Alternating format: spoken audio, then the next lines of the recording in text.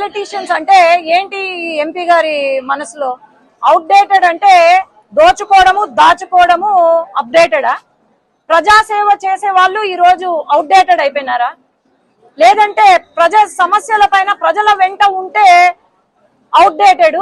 ఈయనలాగా కనపడకుండా అడ్రస్ లేకుండా అసలు పోచా బ్రహ్మానంద రెడ్డి గారు ఎట్లా ఉంటారో తెలియదు మన నంద్యాల పార్లమెంట్ కి. 5 సంవత్సరాల క్రితము ఆయన కనపడలే, ప్రచారం చేయలే. ఆయనకి ఇచ్చినారు, సీటు గెలిచినాడు, 2.5 లక్షల మెజారిటీతో గెలిచినాడని నిన్న అన్నాడు. మరి 2.5 లక్షల మెజారిటీతో గెలిచుంటే ఆయన ఏం అభివృద్ధి చేసినారు? 2.5 లక్షల మెజారిటీతో నిన్ను నమ్ముకొని ప్రజలు ఓటు వేశారు. మరి మీరు ఏం చేశారు నంద్యాల పార్లమెంట్ కి? మీరు అవుట్డేటెడ్ అప్డేటెడ్ గురించి మాట్లాడొద్దండి.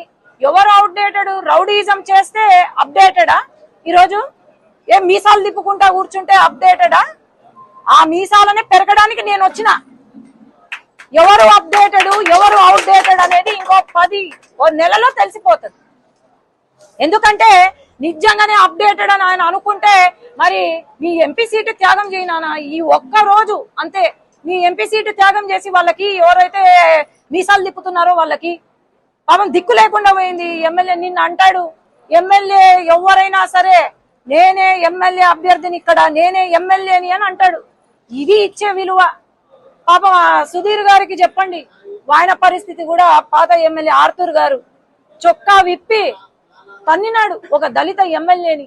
అదే పరిస్థితి ఆయనకు కూడా రాబోతుంది. ఇప్పుడే గుర్తించి పాపము ఆయన వెనక్కి పోతే, కడపకు పోతే బాగుంటుంది. ఎందుకంటే ఇది రౌడీల రాజ్యము. గెలవరు కానీ ఈ 10 రోజుల్లో చుక్కలు చూపిస్తాడు అంతే నేను చెప్పేది.